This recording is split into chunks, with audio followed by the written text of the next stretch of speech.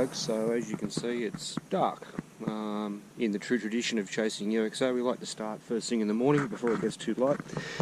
If you have a look just there folks, you can see I've uncovered my first pre-decimal for the morning, and it looks to be a penny. Give it a bit of a scrub. There you go, there it's a Commonwealth of Australia penny. I can tell that because it says 1 penny, as you can see just there. But apart from that, it looks super thin.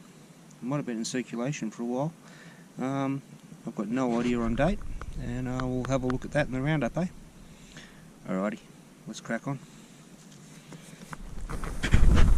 Alrighty folks, so if it was daylight I could show you that this spot just here is where that previous penny came out of, and right next to it, in a hole that you can't see, it looks to be a second one. It's this glob of dirt just here, and you can see it's quite heavily covered. No, it's holed. So let's give that a bit of a clean. I reckon we might have a medallion or something. Yep, it's definitely got a hole in the top of it.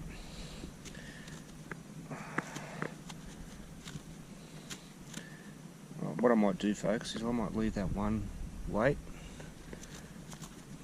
I'm going to give it a rub on my pants sleeve. You're not going to be able to see that, but you can talk amongst yourselves while I make interesting sounds in the background here. Okay, so I've seen this one before. It's the James Cook medallion, and I don't know if you can read that. You probably can't. It says to commemorate the visit to the James Cook and Moorfield High Schools of the someone or other family, and I'm not sure if it's got a date on the bottom of it, but we'll give that a bit of a clean up when we get home. You can see the bust of James Cook on one side and the writing on the other, and I think it says, I want to say 1870, but I'm pretty sure it says 1970. Hard to say. Alright, let's crack on. Alrighty folks, so my next target is interesting, but certainly not crotch moistening. You can see it's a, if I get the camera on it you'll probably be able to see it. It looks like an old locket or scarf pin. There's the clasp at the back, and you can see this this portion here at one stage either held a stone or something similar. It's made of base metal. Looks to have been gilded at some stage. Of course I can't show you any of that detail up close because it's dark. But there you go folks. Like I said, not massively impressive, but it's a little something nonetheless. Alright, let's crack on. Alrighty folks, so if you just look in the hole there, right about there, and I know it's hard to see under headlamp, looks to be a penny. Yep, it is a penny. It's King George the 6th. So it's going to be a looks like a 1943 King George the 6th penny. Sweet as. Let's crack on. Alrighty folks, so my next target's out of the hole, and you can see it just there. Get that out there for you. Well, that's come up lovely, look at that. And that looks like a Commonwealth of Australia penny. King George the 5th on the back, and that's looks like a 1913 Commonwealth of Australia penny. Sweet. Alright, what I might do folks is, I'm not doing these ones just in the dark, so I might just keep on digging, and then when it gets light we'll lay out some extras and show you what I've got, because you know it doesn't look real good. Alright, let's crack on. Alrighty folks, so I know I said I wouldn't do it, but you know, I still find a coin, so if you have a look just there, got a, hello, 1964 Skippy penny. Just had a bit of a crack in with a lawnmower. And there's Queen Elizabeth on the other side. Alright, wouldn't mind a silver. I think Sergio's got a 6pence, but that's about it at the moment. Alright, let's crack on. Alright. Alrighty folks, so you can see this coin just sitting there, and you can see I've bashed the crap out of it. If you have a look down in the hole, that'd be why. They're right next to this giant bloody, and you can't see it, but they're trees that have got these really fibrous roots. And just there, I'll grab that coin for you. You can see I've given it a right touch up. This one's come out really manky compared to some of the others. Yeah, look at those score marks on that. Done a great job. Let me just give that a rub on the leg. There's no point in bringing you to have a look at it because you can't see it anyway. And I've got no idea. Let me just rub the other side and see what I come up with.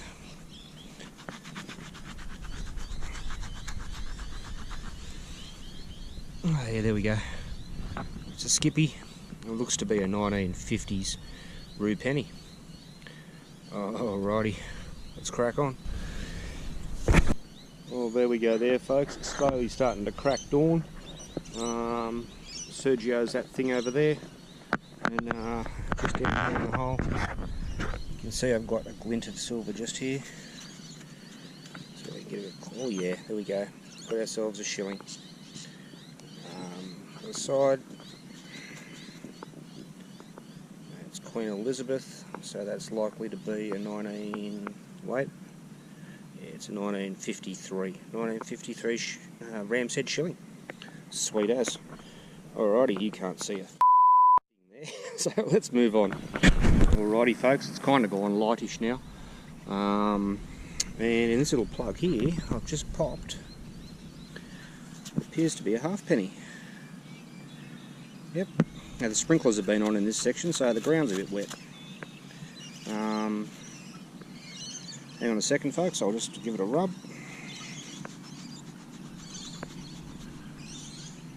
Oh, now I've dropped it,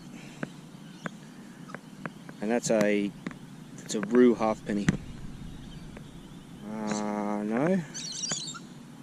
Yes, it's a rue halfpenny. Alrighty, folks. Let's crack on. Alrighty folks, this is a tree for my American viewers and people from other countries. This is a paperbark tree, so named because it's got bark like paper. As you can see, you can tear it off. Really good way to steam fish is wrap your fish up in it in wet paperbark and put it in the fire. Works brilliantly. But I do ramble on a little. You can see this tree is old and has massive roots like that one there. When you get a signal right next to that root, you've got to sort of tunnel your way from here and around here to try and get to your signal. And as it turns out, I've managed to get myself what appears to be a sixpence. It is. It's a 50% sixpence. I think I can see 1959 or 1957 on that. Just give me a second. And I've dropped it, which you should be used to, so laugh amongst yourselves. Yeah, I think it's 1959. So we go there, folks, 1959 sixpence. Excellent, in an absolute crap position. That root's quite solid there, so I had to tunnel right up and under and sort of try and push some dirt down from the top. Sweet as. Alright, let's crack on. Alrighty folks, welcome to the wrap up from the hunt this morning with Sergio. As you can see, we've got quite a few bits and pieces here. Must apologise first of all for doing this inside, but the wind is absolutely howling outside at the moment, and the sound would have been crap. We'll start up here with the pre-decimals, and you can see we've got what have we got there? 1, 2, 3, 5 pennies, mixture of skippies and Commonwealth of Australia pennies. I think the oldest one we got was 1917, which from memory is that one there, or it might be that one there. 2 half pennies, only the 2 silvers. Sergio did roughly the same. So we've got that beautiful 1953 shilling, and we've got a 1959 sixpence, I'm pretty sure it is. Into the spending money, What do we got there? 2, 4, 6, 8, 10, 12, 13, 14, 15 bucks and 20 cents. I've got to say that 20-cent piece was a bit of an incidental thing. It was sort of hanging out with one of the $2 coins. I don't dig 20-cent pieces. The area was 1 and 2 cent heavy. I'm not going to go through and count those, but you can see there are a lot of them. Every single one of those is a plug. So these things do eat up a bit of time when you're chasing good coins. Over here in the relics, and I'll just get a better position for you. We've got this cracking, it's made in Australia. I can't get the head stamp off it, but it's an Australian made a shotgun cartridge, and you can see it's an old paper one. There's the remnants of the paper just there. I'll do more research, see if I can't get a proper head stamp off that. We've got a marker. This might be off a cricket bag or something like that. Hold at both ends. Got the number 326 on it. Like I said, it might be off a cricket bag or a bit of personal kit. You saw this brooch piece come out, or what looks like a brooch piece, or a scarf tie or a pin of some description. It's missing whatever was in the centre of it. And last but not least is this commemorative medallion that commemorates the visit of the royal family, members of the royal family, to the James Cook and Moorfield High Schools in April of 1970. This is exactly, well not exactly, but it's 1 year older than me, and it's in crap condition. Like I said, I'm 1 year younger and I look way better than that. Alright folks, that pretty much wraps it up. Most of the hunt was in the dark, as you saw, and so consequently I didn't quite get all the coins on there. I just felt that running all the pictures in the dark was just going to turn out to be crap and people would lose interest. But as you can see, we've got quite a few things. Alright folks, don't really have a favourite out of that. If I had to pick either the medallion or over here this cracking shilling would be my pick of the coins, but apart from that, pretty much run of the mill. Alright folks, catch you on the next one.